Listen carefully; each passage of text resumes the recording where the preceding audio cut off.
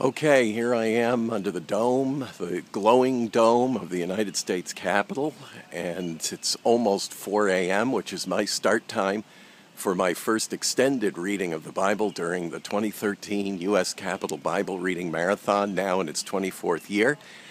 And, you might say, well, why read the Bible at 4 o'clock in the morning? It's a little quiet out here, you can see. Not too many people at the Capitol at this hour. Well, of course, it's eternal truth, and that's good enough to read it. But also the fact that we are reading it 24 hours a day for 4 days straight without interruption causes a buzz. Here on Capitol Hill, members of Congress and others ask, why are you doing this? And of course, we're all too happy to answer that question. And that's reason enough to do it. But there's another reason, and that is, of course, our First Amendment rights of freedom of speech, association, and of religion. And I've often said our constitutional rights are like muscles. If you don't use them, you will lose them. So it's important that we exercise our First Amendment rights in kind of dramatic ways from time to time. And that's what this Bible reading marathon is all about. During the day hours, of course, there's lots of people who come to listen.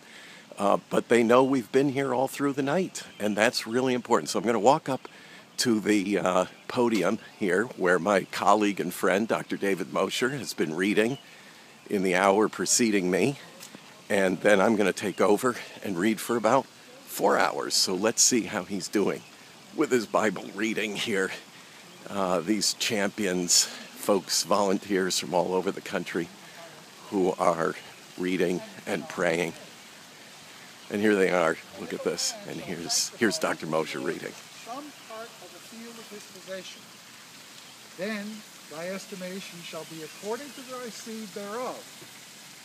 An homer of barley seed shall be valued at 50 shekels of silver. If he sanctify his field from the year of Jubilee, according to thy estimation shall it stand. But if he sanctify his field after the Jubilee... Ooh, he's even reading in King James. You've got to give this guy big points. There's the dome. Dr. Mosher is at the Bible-shaped podium that sits right on the famous West Terrace.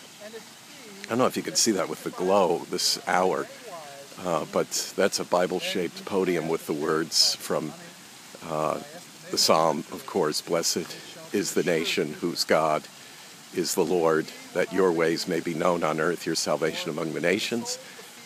From 2 Timothy, all Scripture is profitable, and Acts 6, give our attention to prayer and the ministry of the Word, is on that podium. And this famous West Terrace, of course, is where the inaugural platform is erected on Inauguration Day.